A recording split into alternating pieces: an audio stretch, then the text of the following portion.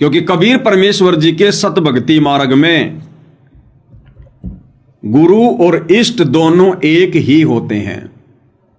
बहुत सारे भाई बहनों को थोड़ा कन्फ्यूजन हो जाता है, वो समझ नहीं पाते हैं, क्योंकि गुरुदेव भगवान एक तीर से अनेकों शिकार करते हैं और परमात्मा कहते हैं कबीर की वाणी अटपट, कबीर की वाणी अटपटी झटपट समझ में ना आए, और जिसको झटपट समझ में आ जाए उसकी सारी खटपट मिट जाए।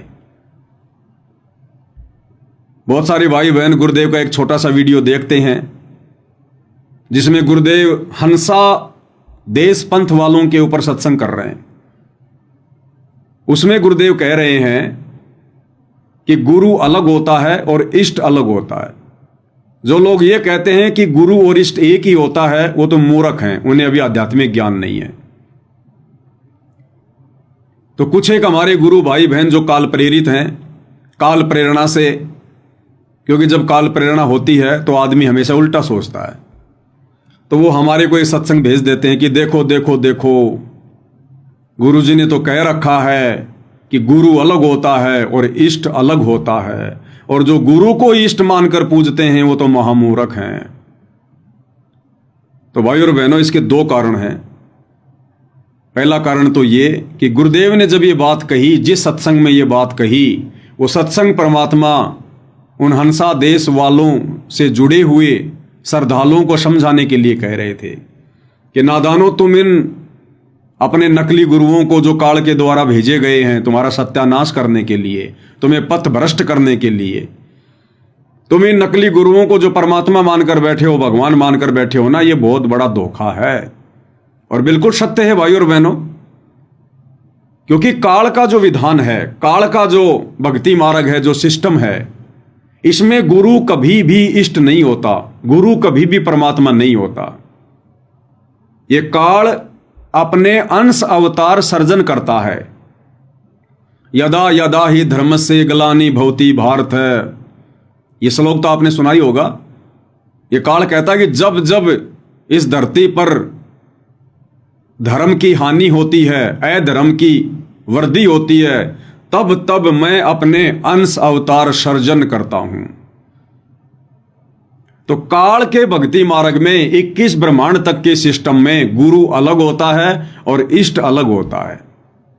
लेकिन जब बात आती है कबीर परमात्मा के सत भक्ति मार्ग की, तो कबीर परमात्मा किसी को भी सतलोक से गुरु बनाकर नहीं भेजता है, किसी को भी अपना प्रतिनिधि बना के नहीं भेजता है।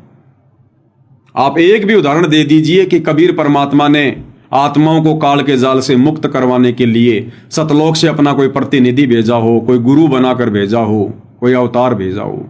ये स्वयं ही आते हैं, क्योंकि वेदों में इनकी महिमा लिखी हुई है कि वो परमात्मा कबीर देव सतलोक से चलकर गति करके बिजली जैसी गति से अपनी अच्छी आत्माओं को मिलने के लिए, उन्हें तत्व ज्ञान समझाने के लिए स्वयं ही प्रकट होते हैं। क्योंकि ये समर्थ है, इनके ऊपर कोई बंदिश नहीं है, कोई दबाव नहीं है, इनकी शक्तियां असीमित हैं, इसलिए इन्होंने किसी और का सहारा नहीं लेना होता है। ये स्वयं आते हैं। समर्थ का काम उसी को साजे और करे तो मूर्ख बाजे। लेकिन काल की मजबूरी है भाई और बहनों, वो स्वयं नहीं आ सकता। एक तो उसका चेहरा इतना डरावना है, इतना भयंकर है, इतना भयावह है, ओछा माथा, काला चेहरा, लंबे दांत, जैसा कि गुरुदेव भगवान वर्णन करते हैं, काल रूप है उसका। और उसको श्राप लगा हुआ है कि तू प्रतिदिन 1 लाख मानव शरीरधारी आत्माओं के सूक्ष्म शरीर से वासना निकालकर, गंध निकालकर तू खाएगा, ये तेरा भोजन है। तो इस डर से भी वो नहीं आता। अगर किसी ने मेरा चेहरा देख लिया, मेरे विधान का किसी को पता चल गया, तो मैं तो भूखा मर जाऊंगा। फिर ये ब्रह्मा विष्णु महेश भी मेरे लिए फिर ये काम नहीं करेंगे। ना ब्रह्मा जी रजोगुण के प्रभाव से उत्पत्ति का कार्य करेगा, ना विष्णु जी सतोगुण के प्रभाव से पालन पोषण का काम करेगा, और ना तमोगुण शंकर जी तमोगुण के प्रभाव से हम इंसानों को किसी भी प्रकार से, किसी भी बहाने से मार मार कर अपने पिता के पास भेजेगा। तो इसकी मजबूरी है, ये स्वयं नहीं आता है, ये अपने अंश अवतार भेजता है। ब्रह्मा विष्णु महेश में प्रेरणा करके ये आत्माएं नीचे भेजता है। लेकिन कबीर परमात्मा के सतभक्ति मार्ग में ऐसा नहीं है। वे सक्षम हैं, समर्थ हैं। सतगुरु सुंदर रूप अपारा, सतगुरु तीन लोक से न्यारा, और सतगुरु परम पदार्थ पूरा, और सतगुरु बिना न बाजे तूरा। सतगुरु के बिना ये भक्ति का बिगुल नहीं बज सकता। सतगुरु बिना न बाजे तूरा, ये भक्ति का बिगुल, ये शंखनाद, ये किस ब्रह्मांड, इस काललोक में सतगुरु यानी कबीर जी के अलावा दूसरा कोई भी सतभक्ति की शुरुआत नहीं कर सकता, सच नहीं कह सकता, सत्संग नहीं कर सकता। इसलिए परमात्मा स्वयं आते हैं, स्वयं। तो वहां गुरुदेव ने जो बात कही है कि गुरु और इष्ट को एक मानने वाले मूर्ख हैं, वो बात गुरुदेव ने हंसादेश पंथ वालों के लिए कही है। क्योंकि काल तक के विधान में गुरु और इष्ट अलग अलग होते हैं, जबकि कबीर परमात्मा के सतभक्ति मार्ग में स्वयं गुरुदेव भगवान ने अपने सत्संग में अपने मुख कमल से कहा है कि अपने ही गुरु को इष्ट रूप में मानकर पूजना होगा। अपने ही गुरु को इष्ट मानकर पूजा करनी होगी। तो गुरु इष्ट है तभी तो उनको इष्ट मानकर पूजा करेंगे। तो क्या कह रहे हैं गुरुदेव भगवान, उन्हीं के मुख कमल से सुनते हैं। एक पति को छोड़कर आन में आस्था रखने वाली पत्नी को व्यभिचारिणी कहते हैं। तो अपने ही पति से हर इच्छा पूरी हो उसी को पति भर्ता कहते। तो हम जब पति भर्ता पद पर आ जाएंगे तो परमात्मा कहते हैं पति भर्ता जमी पर जो जो धर है पावे, समर्थ झाड़ू देते है ना काटा लग जावे। अब सुनिए, ऐसा हंस, ऐसा भक्त जब अपने एक इष्ट पूर्ण परमात्मा पर अपने ही गुरु को इष्ट रूप में मानकर जब अपने जीवन रूपी सफर में प्रस्थान करता है रास्ते पर, तो परमात्मा उस जीवन रूपी सफर के पाप कर्म रूपी कांटों को बुहारना शुरू कर देता, उसके दुखों को खत्म करना शुरू कर देता है। झाड़ू देता चलता है कि मेरी प्यारी आत्मा का कांटा ना लग जाए। तो क्लियर कर दिया गुरुदेव ने कि ऐसा भगत, ऐसी आत्मा जो अपने ही गुरु को इष्ट रूप में मानकर पूजता है, भक्ति मार्ग पर चलता है, परमात्मा उसके सर्व संकटों का मर्दन करते हैं। तो भाई अब क्या कहोगे आप? फिर तो आपके हिसाब से गुरुदेव भगवान के वचन दोगले हो गए, क्योंकि आप जिस सत्संग को आधार बनाकर भ्रमित हो रहे हैं वो सत्संग ये है। जो संत अपने सतगुरु गुरु को ही इष्ट देव कहते हैं, उनको आध्यात्मिक ज्ञान कुछ भी नहीं है। वो आध्यात्मिक गुरु नहीं हो सकते। ये है वो सत्संग जो गुरुदेव ने हंसादेश पंथ वालों को समझाने के लिए किया था कि जो संत, जो गुरुजन, जो भक्तजन अपने ही गुरु को इष्ट कहते हैं, इष्ट मानते हैं, उनको आध्यात्मिक ज्ञान नहीं है। तो क्या गुरुदेव भगवान को भी आध्यात्मिक ज्ञान नहीं है क्या? जो अभी अभी आपने सुना गुरुदेव के मुख कमल से, जिसमें गुरुदेव कह रहे हैं कि अगर भक्ति सफल करनी है तो अपने ही गुरु को इष्ट रूप में मानकर पूजना पड़ेगा। तो आप लोगों के हिसाब से तो दोगले वचन हो गए। भाई दोगले वचन नहीं है, ये संकेत है, समझने की आवश्यकता है। इसी को तत्व ज्ञान कहते हैं। शब्द सैन सतगुरु की पहचान है, वो पावे अटल सुहाग रे। अब ऐसा ही एक सत्संग और है जो गुरुदेव भगवान ने सन 2000 के आसपास अपने प्रवचन में कहा था कि नाम दीक्षा लेने के बाद अपने घर पर अलमारी में या कहीं भी अपना दरबार लगाओ और वहां पर अपने सतगुरु की और अपने इष्ट की फोटो अवश्य होनी चाहिए। तो ये वचन सुनकर भी बहुत सारे भाई बहन जो साध संगति वालों की भक्ति क्रिया से नफरत करते हैं, काल प्रेरणा से, मौका देखकर वो सत्संग हमें भेजते हैं कि देखो देखो देखो ये सत्सेवक तो पागल हो गए, संत रामपाल जी को इष्ट कह रहे हैं, अपने गुरु को इष्ट कह रहे हैं, और गुरुजी कह रहे कि इष्ट अलग होता है और भगवान अलग होता है। सत्सेवक कहते हैं कि केवल घर के दरबार में अपने गुरुजी की फोटो होनी चाहिए, और गुरुजी कह रहे हैं कि अपने सतगुरु की और अपने इष्ट की दोनों की फोटो होनी चाहिए। पहले वो छोटा सा सत्संग आपको सुना देते हैं। मूर्ति अवश्य रखनी अपने घर पे, मूर्ति की पूजा नहीं सत्कार करना है। अब कोई तो मूर्ति पर अटक गया, उसी का भोग लगा, उसी की आरती तारे है, उसी का अगर प्रार्थना करता रहे, बस बन की बात, उसी का माला डालने जा, उसी का अगर धूप और जोत जगा दी, ये व्यर्थ है। मूर्ति हो अपने इष्ट और गुरु की अवश्य हो, और दंडवत प्रणाम करे उनको, सीने से लगा अपने गुरुदेव की मूर्ति को, अपने इष्ट की मूर्ति को। इससे हमारे अंदर विनम्रता और उनके प्रति श्रद्धा बनी रहती है। ऐसा ना करने से भी हम अधूरे रह जाएंगे। केवल मूर्ति ही पूजता रहे, ये कबीर साहब ने खंडन किया। नादानो, तुम केवल मूर्ति पर ही आश्रित हो गए, मंत्र से ही जाप कर नहीं रहे। तो इस पुराने सत्संग में गुरुदेव भगवान ने गुरु को और इष्ट को अलग अलग बता दिया। अब क्यों बताया भाई और बहनों, इसका भी रीजन है, क्योंकि जिस समय सतगुरु रामपाल जी भगवान ने सत भक्ति मार्ग की सन 1994 में शुरुआत की, उस समय कोई भी इस बात को स्वीकार करने योग्य नहीं था कि गुरु ही इष्ट होता है। अगर गुरुजी ये कह दें कि गुरु ही इष्ट होता है, जोर देकर अगर ये बात कहें, वैसे तो कई बार संकेत किया है, लेकिन अगर जोर देकर कहें कि आपने गुरु को ही इष्ट मानना पड़ेगा, तो हम आत्माओं के मन में क्या दोष आता कि गुरु को ही इष्ट मानना पड़ेगा। गुरु यानी हमारे गुरुजी सतगुरु रामपाल जी, जिनसे हमने उपदेश लिया, ये तो हमारे गुरु हो गए। और इष्ट यानी कबीर जी, यानी हमने संत रामपाल जी को ही कबीर जी मानना पड़ेगा। तो ना जाने भाई और बहनों कितने दोष उन आत्माओं के मन में आ जाते। और उपदेश लेने के बाद अपने गुरुजी के प्रति अगर मन में दोष आ गया तो वो आत्मा नाम रहित हो जाती है। इसलिए शुरुआती समय में आप और हमारी बुद्धि के लेवल को देखते हुए कि अभी ये नादान बच्चे संकेतों को समझने के योग्य नहीं हुए हैं, अभी इनको सत्संग सुनने दो, भक्ति पर जैसे भी ये चले इनको चलने दो। अपनी तरफ से गुरुदेव भगवान ने लाभ दे देकर हमारे को भक्ति मार्ग पर चलाया, मीठी गोली दे दे के, कि धीरे धीरे सत्संग सुनेंगे, समझ में आएगी, भक्ति बनेगी, ज्ञान योग खुलेगा, तो एक दिन ये खुद ही निर्णय कर लेंगे कि गुरु और इष्ट में कोई अंतर नहीं होता है। तो इसलिए परमात्मा ने शुरुआत में अपने आप को कबीर जी का दास कहा, केवल एक गुरु कहा, स्वयं कबीर भगवान होते हुए भी हमारी छोटी बुद्धि को देखते हुए। और जबकि संकेतों में परमात्मा उन पुराने सत्संगों में यह भी क्लियर करते हैं कि गुरु और इष्ट एक ही होता है। सुनिए,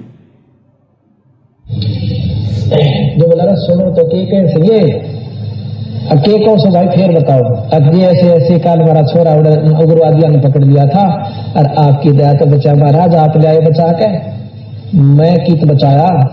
आप गए थे महाराज जी, छोरे खोल के लाए और नवीखा में कर नो बोला सतगुरु थे, सतगुरु बंदी छोड़ के लागे, गुरु जी कहने लागे ये कबीर साहब थे गरीबदास जी, मैं तो उठ के बिना बैठा जानता, मैं कित के लाऊं था।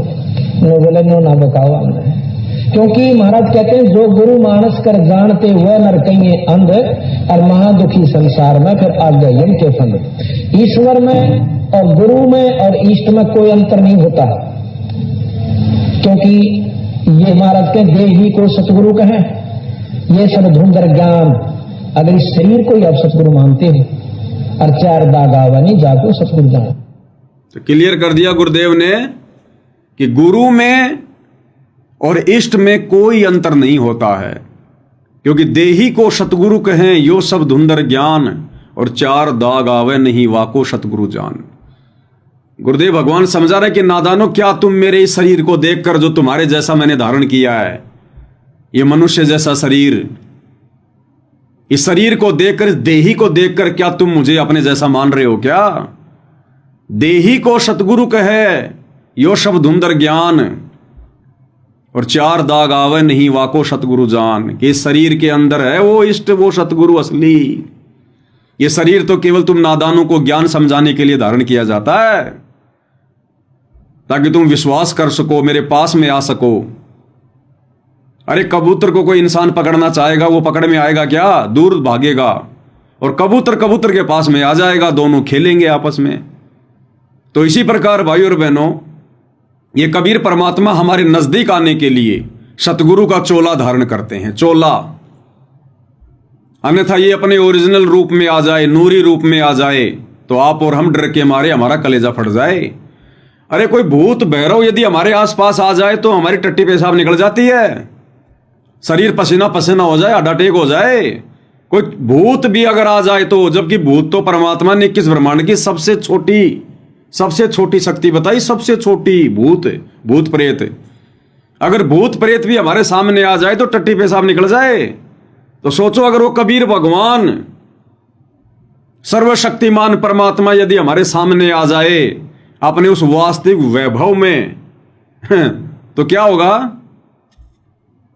इसलिए परमात्मा हमारे नजदीक आने के लिए, हमसे बातें करने के लिए, हमें तत्व ज्ञान समझाने के लिए हमारे जैसा चोला धारण करते हैं। ये परमात्मा एक लीला करते हैं मनुष्य के बच्चे का रूप धारण करके, और हम उनको अपने जैसा मनुष्य मान लेते हैं, अपने जैसा शरीर वाला मान लेते हैं, देही वाला मान लेते हैं। इसलिए गुरुदेव कह रहे, देही को सतगुरु कहे यो शब्द धुंधर ज्ञान, कि ये जो मेरे सामने बैठे ना मेरे गुरुजी शरीर में, देही में, ये तो मेरे गुरुजी हैं, मेरे सतगुरु हैं। और कबीर जी तो सतलोक में रहते हैं। तो परमात्मा कहते हैं ऐसी सोच वाले भक्तों को धिक्कार है, धिक्कार। अब अगले सत्संग में क्या कह रहे हैं परमात्मा, कि सब इष्टन में सतगुरु सारा, कि सभी इष्टों का इष्ट कौन है? सतगुरु। सुनिएगा, इन भोली भाली आत्माओं को ये अच्छा लगा कि महीने में एक दिन तो जाना से 6 महीने में मारा हुआ गोता। ये बात नहीं है। बच्चा स्कूल में जावे, समर्यादा निभावे और फिर मुक्त अपनी भक्ति पढ़ाई कर पावे। इसी प्रकार आपने करना होगा, कर लो, चाहे किसी जन्म में, इस जन्म में कीजिए, चाहे फेर कीजिए, छूटेगा पीछा। इसी प्रकार पर समझदार वही है जो कि मौका है। गुरुदेव कह रहे हैं पीछा छूटेगा इसी प्रोसीजर से, चाहे कभी भी कर लेना, किसी भी जन्म में कर लेना, पीछा छूटेगा इसी प्रोसीजर से। लेकिन जो समझदार हैं वो इस प्रोसीजर को इसी जन्म में अपना लेंगे। कौन सी प्रोसीजर? गुरु को इष्ट मानने की प्रोसीजर, गुरु को भगवान मानने की प्रोसीजर। और अब आगे क्या कह रहे हैं परमात्मा, ये जींद सत्संग नंबर 24 को आप जी 25 मिनट से सुनिएगा। सब इष्टन में सतगुरु सारा, इब का दा मत चूक मेरी प्यारी। आत्मा को कहा कि यो दास है, इब का मत ना चूक, यू फेर नहीं मिलेगा। गुरु को तजय भजय जो आना, तापस्वा को फोकट ज्ञाना। गुरु पारस परसे जो कोई, अल्लो है ते जीव कंचन होई। गुरु बिन होम यज्ञ नहीं कीजय, गुरु की आज्ञा मां ही रही जय। सभी इष्टन में सतगुरु सारा, सभी इष्टों में सतगुरु सारा, यानी बंदी छोड़ ही सार है। क्या कह रहे हैं? सब इष्टन में सतगुरु सारा, सभी इष्टों में, सभी भगवानों में सतगुरु ही सार है, सतगुरु ही है वो। इष्टों का इष्ट, देवों का देव, देवादि देव महादेव। तो हम अपने गुरुदेव को क्या कहते हैं? सतगुरु कहते हैं ना, सतगुरु। और सतगुरु भाई पूरी सृष्टि में एक ही है, कबीर देव। तो एक तरफ तो हम अपने गुरुदेव को सतगुरु कह रहे हैं, और गुरुदेव भगवान कह रहे हैं सब इष्टन में सतगुरु सारा, यानी सतगुरु ही इष्ट होता है। फिर से सुनिएगा, मां ही रही जय। सभी इष्टन में सतगुरु सारा, सभी इष्टों में सतगुरु सारा, यानी बंदी छोड़ ही सार है। जो सुमरावे पुरुष हमारा, शरण होए शिष्य आवे कोई। सहज पदार्थ पावे सोई, गुरु सतगुरु सुरधेनु समाना। और आवे चरण मुक्ति परवाना। इसलिए फिर परमात्मा हमें एक सत्संग में समझाते हैं कि दरबार में सिर्फ अपने कबीर भगवान की ही फोटो रखनी है। क्योंकि अब इतने सारे सत्संग सुनने के बाद, इतने सारे संकेतों को सुनने के बाद, अब ये तो समझ में आ ही जाना चाहिए ना कि अब कबीर कौन है।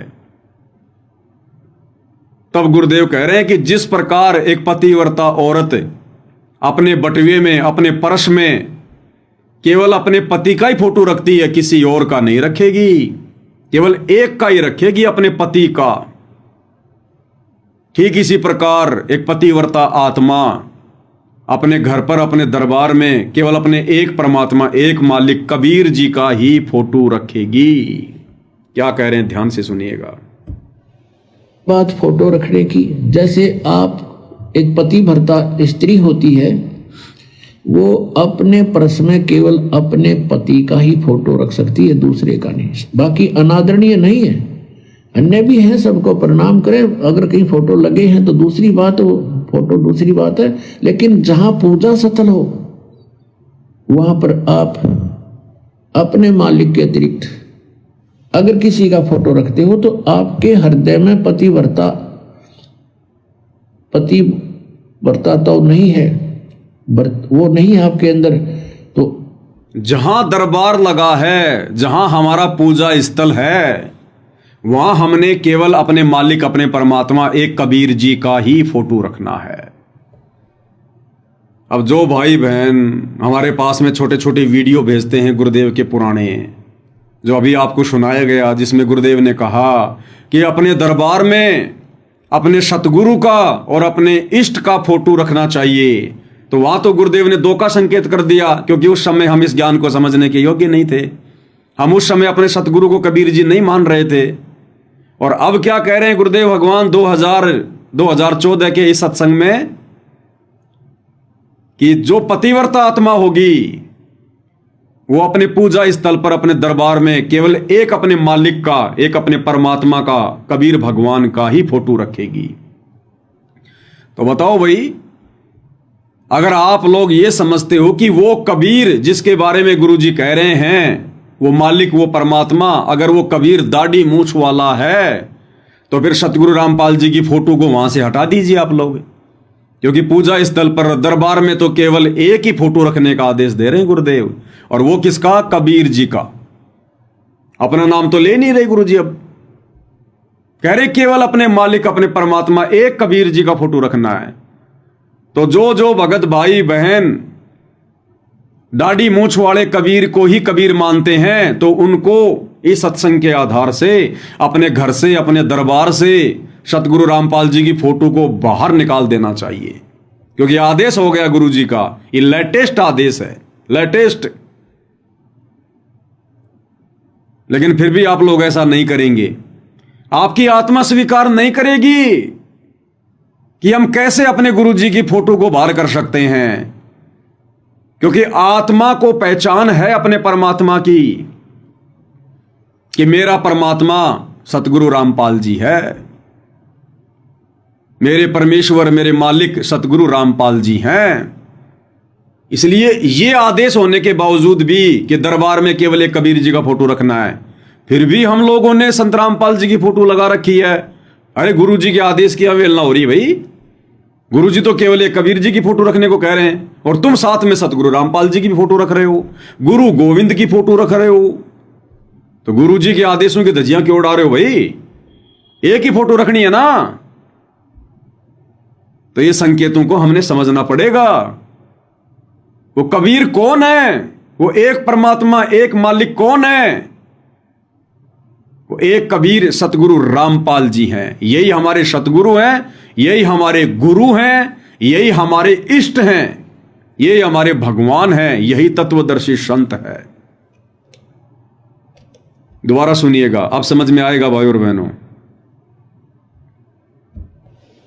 बात फोटो रखने की, जैसे आप एक पतिव्रता स्त्री होती है, वो अपने पर्स में केवल अपने पति का ही फोटो रख सकती है, दूसरे का नहीं। बाकी अनादरणीय नहीं है, अन्य भी है, सबको प्रणाम करें। अगर कहीं फोटो लगे हैं तो दूसरी बात, वो फोटो दूसरी बात है, लेकिन जहां पूजा स्थल हो वहां पर आप अपने मालिक के अतिरिक्त अगर किसी का फोटो रखते हो तो आपके हृदय में पतिव्रता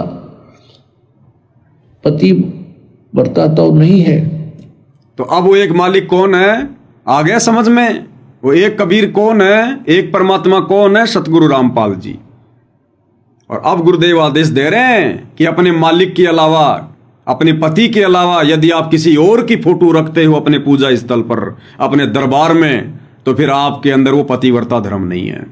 इसलिए हम सत्सेवक भाई बहन गुरुदेव के इशारों को समझकर और अपने घर के दरबार में, अपने पूजा स्थल पर केवल ओरिजिनल कबीर, जिंदा कबीर सतगुरु रामपाल जी का ही फोटो रखते हैं। दाढ़ी मूछ वाले, सोशल मीडिया वाले, गूगल वाले नकली कबीर का फोटो नहीं रखते, गरीबदास जी का फोटो नहीं रखते, आदरणीय रामदेवानंद जी का फोटो नहीं रखते, पंडित चिदानंद जी का फोटो नहीं रखते।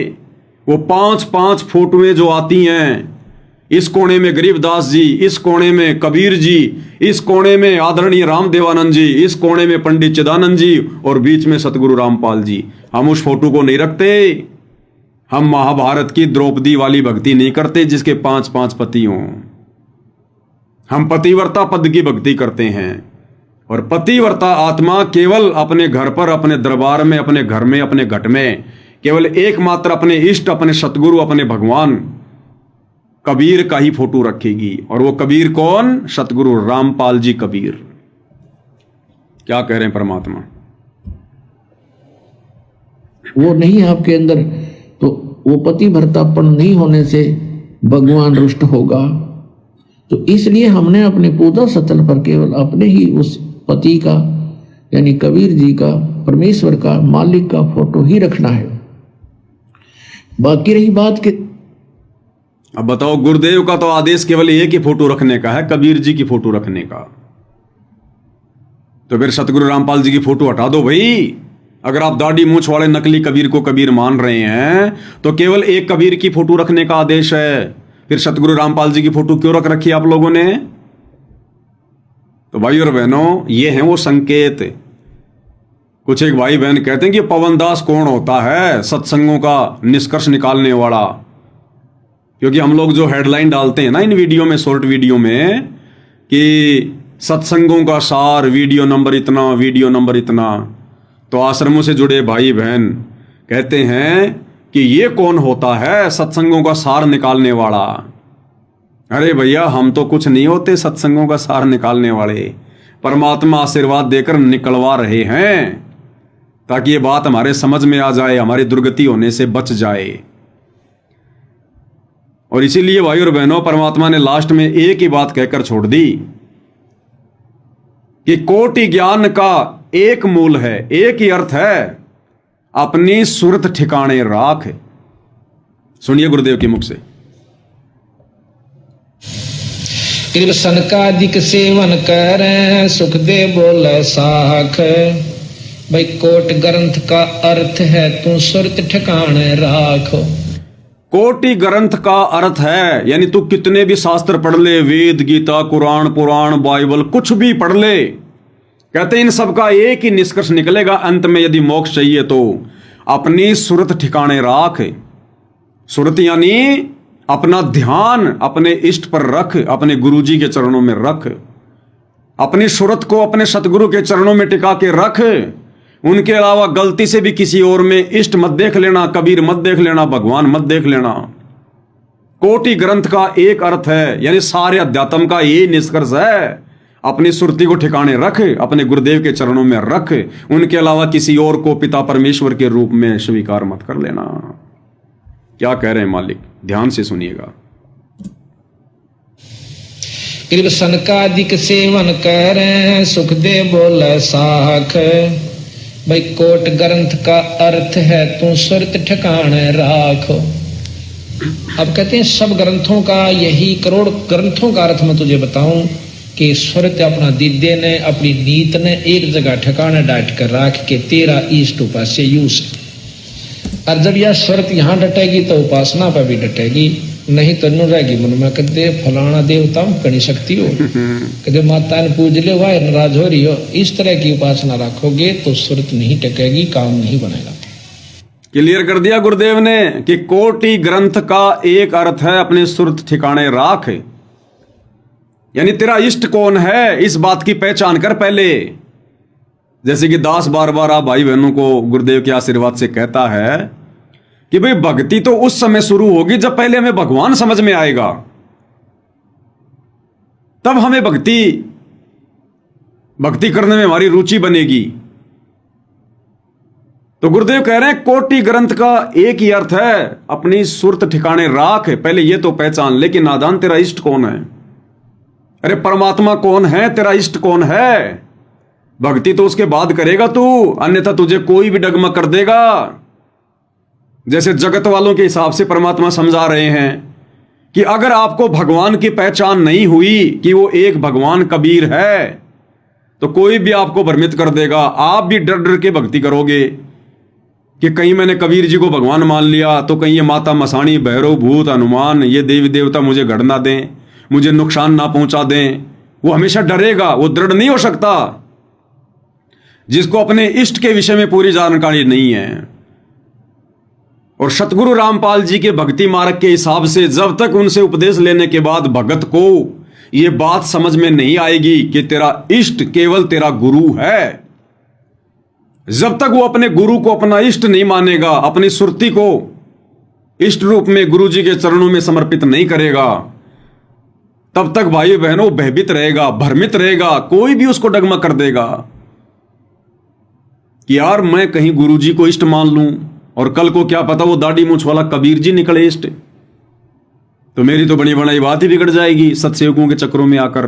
तो वो भ्रमित रहेगा, वो दृढ़ नहीं हो सकता कभी भी। तो गुरुदेव कह रहे हैं करोड़ ग्रंथ का यही अर्थ है, अपनी सुरती को ठिकाने पर राख। कृष्ण का अधिक सेवन कर सुख दे बोले साख। भाई कोट ग्रंथ का अर्थ है तू सुरत ठिकाने राखो। अब कहते हैं सब ग्रंथों का यही, करोड़ ग्रंथों का अर्थ मैं तुझे बताऊं कि सुरत अपना दिद्य ने, अपनी नीत ने एक जगह ठिकाने डाट कर राख के तेरा इष्ट उपास्य यूस। और जब यह सुरत यहाँ डटेगी तो उपासना पर भी डटेगी, नहीं तो न रहेगी मन में कदे फलाना देवता करी सकती हो, कदे माता ने पूज ले वाह नाराज हो रही हो। इस तरह की उपासना रखोगे तो सुरत नहीं टकेगी, काम नहीं बनेगा।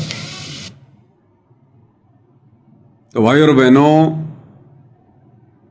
ये सुरती ठिकाने आई है गुरुदेव के आशीर्वाद से, साध संगति से जुड़ने के बाद। और जब हमारी सुरती ठिकाने लगेगी, हमें इतना दृढ़ विश्वास होगा कि हमारा इष्ट हमारा गुरु ही है, हमारे गुरु के अलावा दूसरा कोई कबीर धरती पर नहीं है। उसके बाद फिर परमात्मा ने एक सत्संग में बताया, फिर तुम्हारी भक्ति बनेगी। गुरुदेव कह रहे हैं जिस दिन आपको यह विश्वास हो जाएगा कि यह मार्ग सच्चा है और दूसरा कोई रास्ता नहीं है, उसके बाद आपकी मर्यादा टूटेगी नहीं। और यह विश्वास होगा कब? जब हमें पहले अपना इष्ट समझ में आएगा, जब हमें अपने गुरुदेव पर, अपने इष्ट पर अंधविश्वास होगा, ब्लाइंड फेथ होगा। कहे कबीर सुनो भाई साधो मैं तो हूं विश्वास में। तो क्या कह रहे हैं परमात्मा? उसके बाद फिर तुम्हारी मर्यादा 100 में भी नहीं टूटेगी। पूरे ब्रह्मांड को एक संत बहुत है जो सत उपदेश देने वाला। कबीर साहब कहते हैं सिद्ध तारा पिंड आपना और साधु तारा खंड, सो तो सतगुरु जानिए जो तारे देव ब्रह्मांड। पूरे विश्व को एक ही संत होता बहुत नाम देने का, क्योंकि नाम देना अपने, जब ये विश्वास हो जाएगा मार्ग सही है और दूसरा रास्ता नहीं है, तो कोई भी नियम भंग नहीं हो, कोई नियम भंग नहीं हो, एक नाम देगा डेट का भजन करे, इसी से बेड़ा। जब यह विश्वास हो जाएगा कि इस मार्ग के अलावा दूसरा कोई मोक्ष मार्ग नहीं है, दूसरा कोई रास्ता नहीं है, तो फिर हमारी मर्यादा कभी टूटेगी नहीं, हमें कोई डगमग कर ही नहीं पाएगा। और भाई और बहनों, इस मार्ग पर तो विश्वास तब होगा जब पहले इस मार्ग को चलाने वाले पर विश्वास होगा, तब इस मार्ग पर विश्वास होगा। तो ये दया गुरुदेव भगवान ने हम सत्सेवक भाई बहनों के ऊपर बख्शी है।